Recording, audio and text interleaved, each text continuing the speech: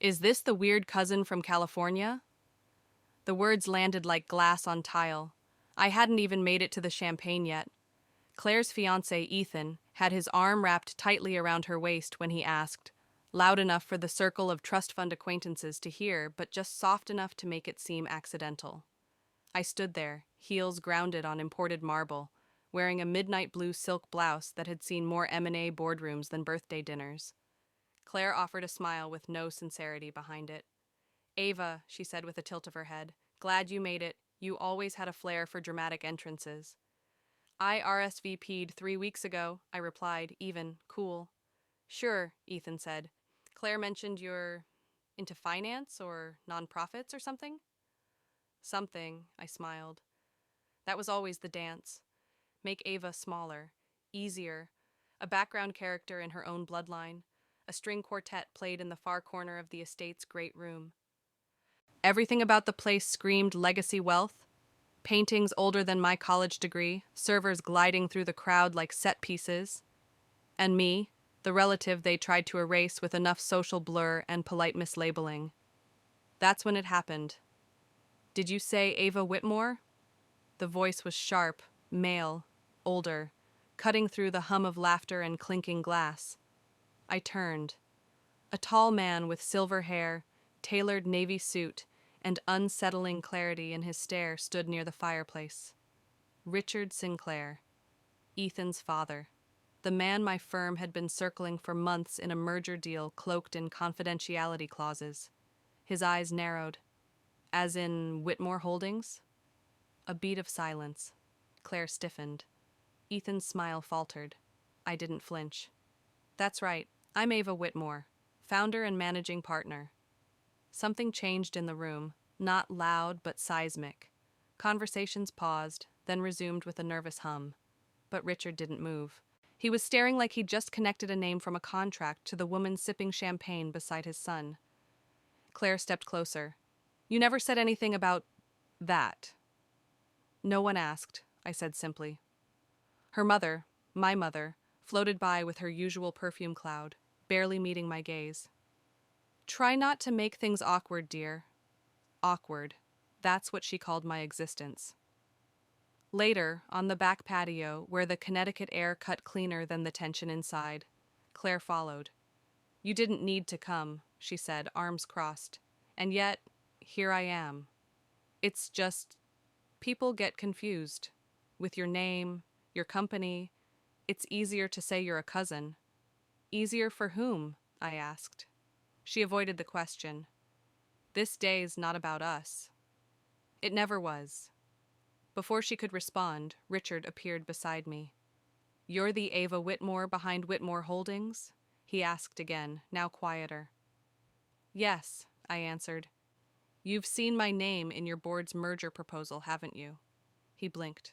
You didn't expect me. He hesitated. Do my son and Claire know?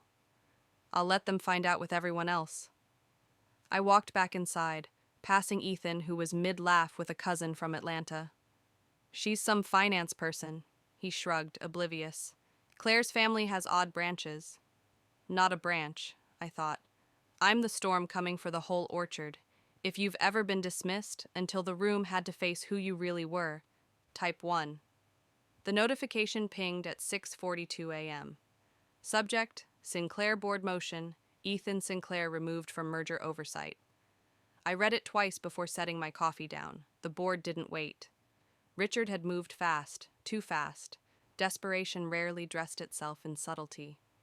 By 9 a.m., I was seated in my glass-walled office on the 42nd floor overlooking Midtown. Richard Sinclair arrived without his usual bravado. No handshake, no preamble. Why didn't you tell anyone who you were? He asked. I closed the portfolio on my desk, folding my hands calmly. Because no one asked. His jaw tightened. You let my son insult you at that party. No, I corrected. Your son insulted someone he thought had no value. That's different. Silence. He shifted in his seat, the weight of legacy pressing on him in a way no merger ever could. This deal is crucial to Sinclair Capital, he finally admitted. We're exposed across 3 regions. You have leverage, more than I realized. I nodded once. I know. He studied me. Will you use it to alter terms? I could, I said, then leaned forward. But I won't. He blinked, surprised. I'm not here to punish your company. I'm here to finish a deal, I said. But I'll say this once. Keep Ethan out of any future negotiations. He's arrogant, short-sighted, and careless. I don't negotiate with that. Richard inhaled slowly. Understood. Later that afternoon, Claire called. I just got off the phone with Dad, she said. So you are Whitmore Holdings? There was a pause, like she was still hoping I'd say no. You never asked, I replied. I didn't know it mattered. It didn't. To you. She sighed. You made us look stupid, Ava. No, I said. You did that to yourselves. That evening, Jules, my COO, walked in with a file. Her face was grim. Claire and Ethan pressured Sinclair staff to manipulate end-of-quarter reporting, fudged growth margins, ghost client valuations. Naomi Tang flagged it 6 weeks ago.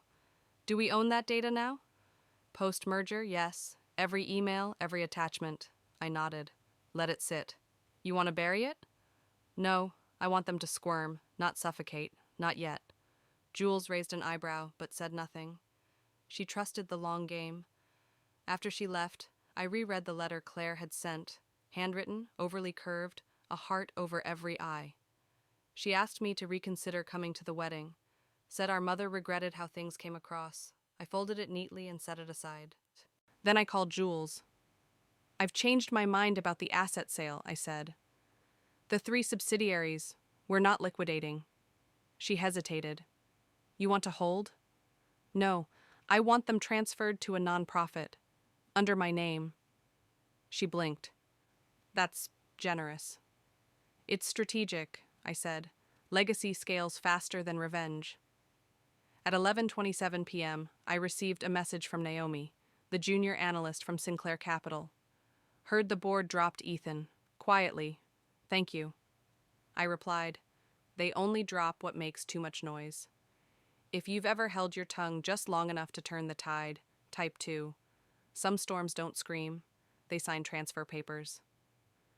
The first wedding photo hit my inbox at 7:58 a.m. Claire, radiant in ivory silk. Ethan, smiling like nothing had shattered beneath the surface. Behind them, rose arches and curated perfection, every angle crafted to say we're still in control. Except I knew the truth. Sinclair Capital was now under Whitmore Holdings. Richard had stepped down. Ethan's name was nowhere in the final contracts, and I hadn't even RSVP'd. I spent that morning walking through Central Park alone. No assistant, no calls, just my coat pulled tight and a latte warming my hands. The city didn't care who owned what, and maybe that's why I felt free for the first time in years. A text buzzed from Jules. Transfer filings complete. Nonprofit registration pending approval. Press release set for Monday. I paused beneath a line of maples, then typed back. Name it the Odd Cousin Foundation. She responded with a laughing emoji, then, You sure? Very. The story hit the wires by noon. Social media exploded. Claire's circle couldn't share fast enough. Isn't this your cousin's firm? What an incredible initiative. Claire, she's amazing. You must be so proud. By evening, she had blocked half of them. I received a voicemail from her that night. Her voice was softer. Ava, I guess I just want to say I'm sorry. Not just for the party, for everything, for not seeing you, for letting Mom shape the version of you I chose to believe. I wish I'd tried harder. I don't expect anything. I just wanted you to know. I listened. Twice. Then I deleted it. Not out of cruelty. Out of peace. Because that message wasn't a bridge. It was a mirror. And I wasn't the girl waiting for an invitation anymore. A few days later, I received an email from my mother. No apology, no warmth, just, hope you're well. The wedding was beautiful. We missed you. I didn't reply. I forwarded it to my attorney to finalize the clause. One of the transferred subsidiaries would become a vocational center for young women from low-income families. Not just scholarships, skills, training, launch pads. I added a line to the mission statement, built for the ones no one saw coming. At the next board meeting, Richard sent me a holiday card. No note, no signature, just a handwritten sentence on thick ivory stock. Thank you for reminding us who we were dealing with.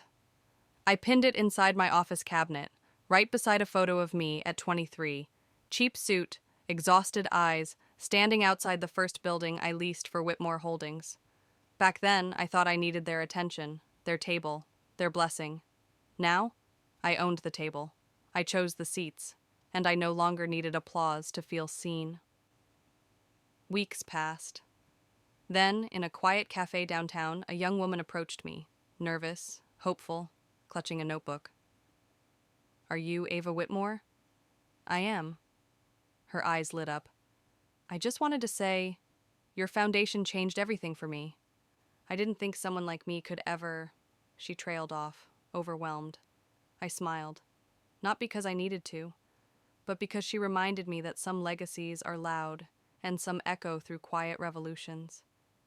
As she walked away, I realized redemption doesn't always come from those who hurt you. Sometimes it comes from those who watched and chose to see you clearly. If you've ever been overlooked, but built something anyway, type 3. Some stories don't end with revenge, they begin with vision.